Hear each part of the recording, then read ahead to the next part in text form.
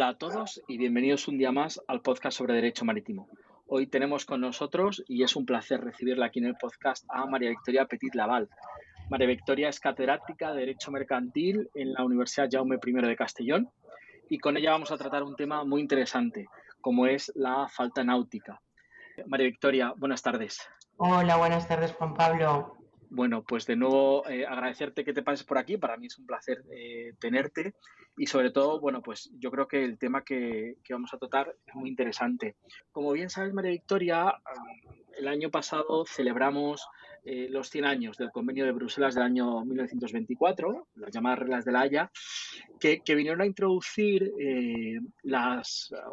esta exoneración entre ese elenco de 17 exoneraciones, la de la responsabilidad del porteador por los daños causados a la carga o como se le ha llamado la falta náutica, ¿no? Ante unas determinadas situaciones que seguro que ahora nos explicas.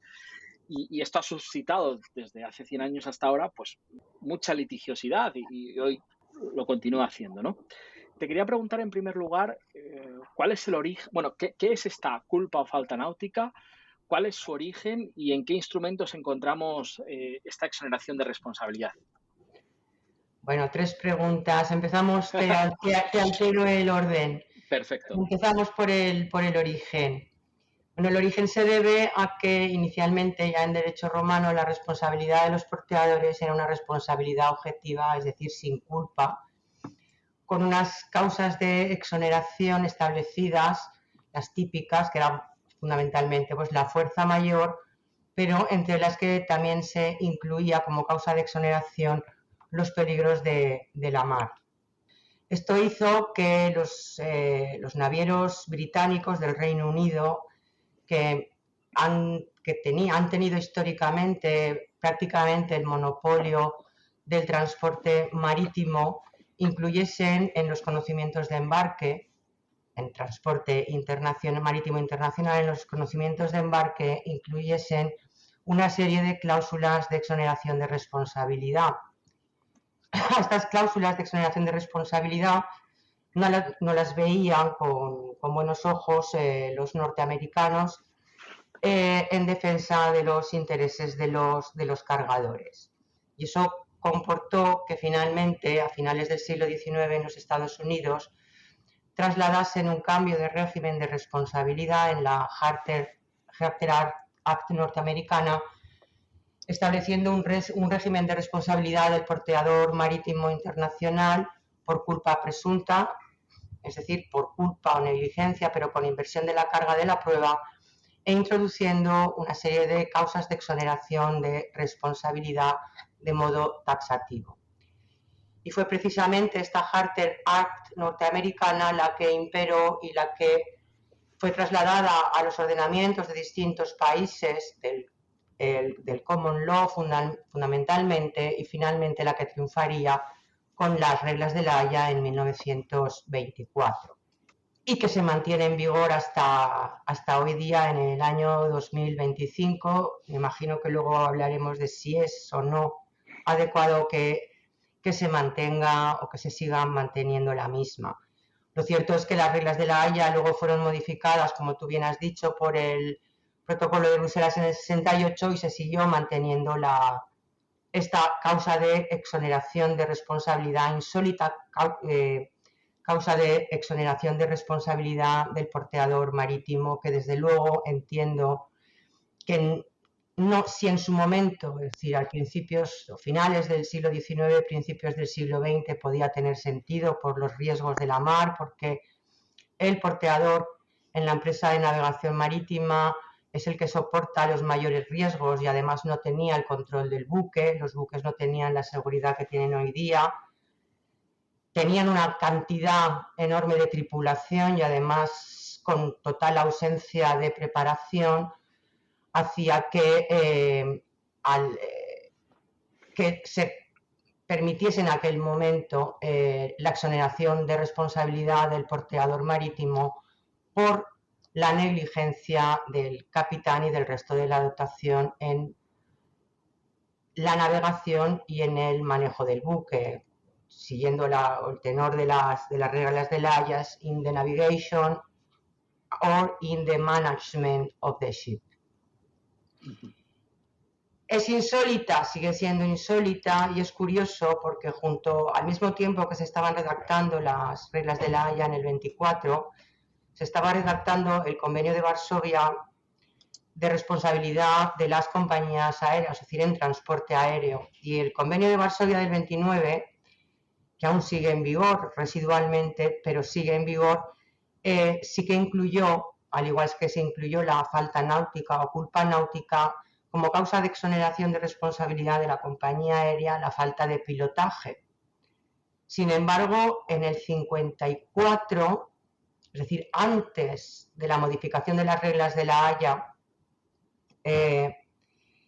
se modifica la Convención de Varsovia de transporte aéreo por las reglas de la Haya, también conocidas por reglas de la Haya, en el 54, y ya la falta de pilotaje de la aeronave se excluye como causa de exoneración de responsabilidad del transportista aéreo.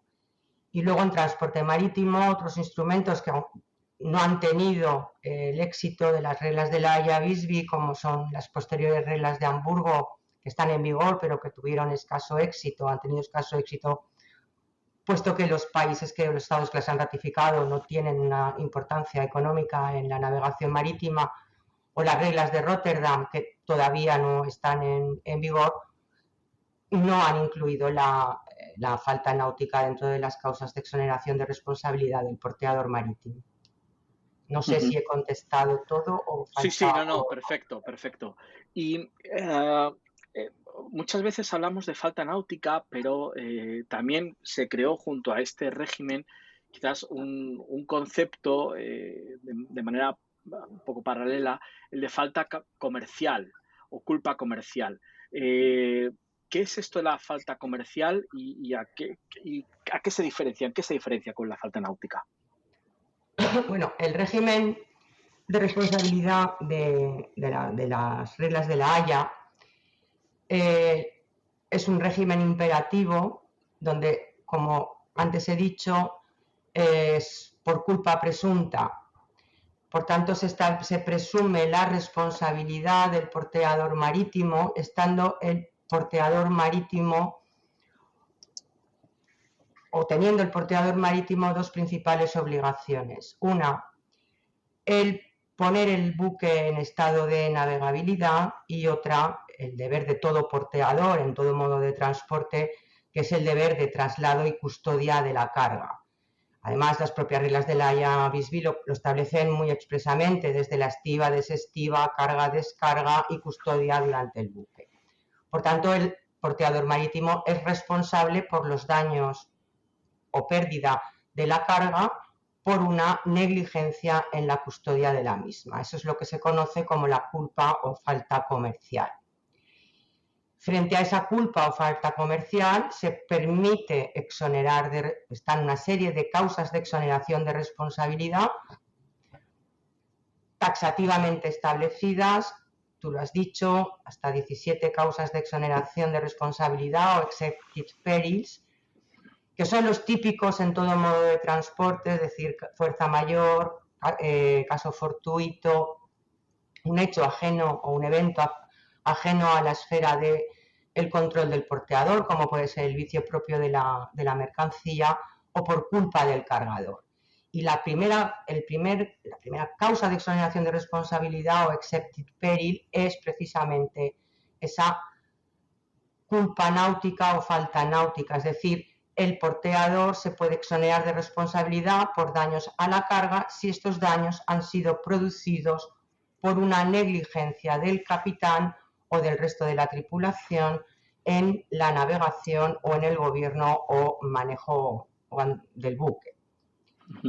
Por tanto, el problema siempre ha estado y sigue estando y continúa suscitando numerosa inseguridad jurídica, puesto que es muchas veces muy difícil determinar si el daño a la carga se ha producido por una negligencia en la custodia, una mala estiva, por poner la carga colocada al lado de otra que la puede contaminar, porque los sistemas de refrigeración no han funcionado, o por el contrario, el accidente marítimo en muchas ocasiones o los daño a la carga se ha producido en otras partes del buque precisamente por una falta de manejo o de gobierno o de administración del mismo. Y eso hace que se haya generado numerosa conflictividad, aun cuando la jurisprudencia históricamente ha interpretado de forma muy restrictiva la culpa náutica como causa de exoneración de responsabilidad. Sin embargo, existe y hay muchísima casuística porque es decir, es sencillo a priori o en principio determinar que el daño a la carga se ha producido por una parte del buque, pero no las partes del buque están exclusivas, no todas las partes, pertenencias del buque están exclusivamente destinadas al cuidado de la carga, sino que también realizan otras funciones dentro del buque. Entonces ha habido una tendencia jurisprudencial en establecer que va a poderse exonerar de responsabilidad el porteador si se demuestra no que el daño a la carga se ha producido por una pertenencia del buque exclusivamente destinada al mantenimiento incólume de la carga, sino principalmente. Y de ahí ha derivado el conflicto al acuñarse esa doctrina del primary purpose. Y hay sentencias, pues sinceramente en todos los sentidos y muy curiosas. Una relativamente reciente, que es de la Bench Court Division del Reino Unido, en el buque Prevost, relativamente reciente porque es de 2018. Precisamente el daño a la carga se debe a un defecto en la estiba de la misma, lo que podría hacer presumir que automáticamente estamos ante el supuesto del artículo 3 de las reglas de la Haya, es decir, culpa comercial. Sin embargo, la Corte lo que entendió en su momento es que lo que existía era una falta o culpa náutica, es decir, exoneró al porteador de responsabilidad, puesto que concluyó que esa estiba se había realizado de ese modo para mantener el buque en flotabilidad o en buen estado de navegación, y exoneró de responsabilidad, por tanto, al porteador marítimo. Y María Victoria, nos has hablado recientemente de la navegabilidad del buque. Te quería preguntar cuál es la relación entre navegabilidad del buque y culpa náutica. Vale.